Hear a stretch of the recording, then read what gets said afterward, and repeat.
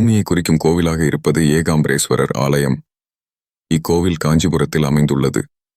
இங்கிருக்கும் மூலவருக்கு ஏகாம்பரேஸ்வரர் என்பது திருப்பெயர். மூலவர் பார்வதி தேவியால் பிரதிஷ்டை செய்து வழிபட்ட மணல் லிங்கமாகும். அதனால் இந்த சிவபெருமானுக்கு அபிஷேகங்கள் நடப்பது கிடையாது. மாற்றாக லிங்க வடிவில் உள்ள ஆவுடையாருக்கு அபிஷேகங்கள் நடைபெறும். இங்கு உள்ள சிவபெருமானை பிருத்வி லிங்கம் என்றும் அழைப்பர்கள். மேலும் இங்கு மற்ற கோவில்களைப் போல அம்மனுக்கு என்று தனியாக சந்நிதி கிடையாது. ஒரு சமயம் பார்வதி திருக்கைலாயத்தில் சிவபெருமானின் கண்களை விளையாட்டாக மூடியதால் உலகம் இருளில் மூழ்கியது. சிவபெருமான் நெற்றிக்கண்ணை திறந்து உலகத்துக்கு வெளிச்சம் தந்தார். இந்த தவற்றினால் பார்வதியை உலகத்துக்குச் சென்று தன்னை நோக்கி தவம் இருக்கச் சொன்னார் சிவபெருமான்.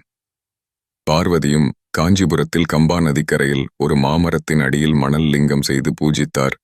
பார்வதியின் தவத்தை உலகினுக்கு அறியச் செய்ய சிவபெருமான் கம்பா நதியில் வெள்ளத்தை உண்டாக்கினார். பார்வதி தனது மணல் லிங்கத்தை வெள்ளம் அடித்து செல்லாமல் இருக்க கட்டி அணைத்துக் கொண்டார்.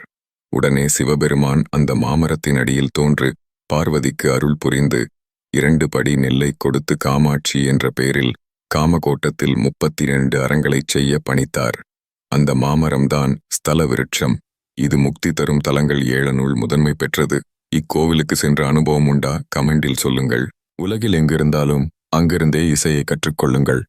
எங்கள் P2 மியூசிக் அகாடமி மூலமாக. மேலும் விவரங்களுக்கு மற்றும் ஒரு இலவச வகுப்புக்கு எங்கள் இணையதளத்தை பார்வையிடவும். மேலும் பல ஆன்மீக தகவல்களுக்கு அஸ்வினி பக்தி சேனலை சப்ஸ்கிரைப் செய்யுங்கள்.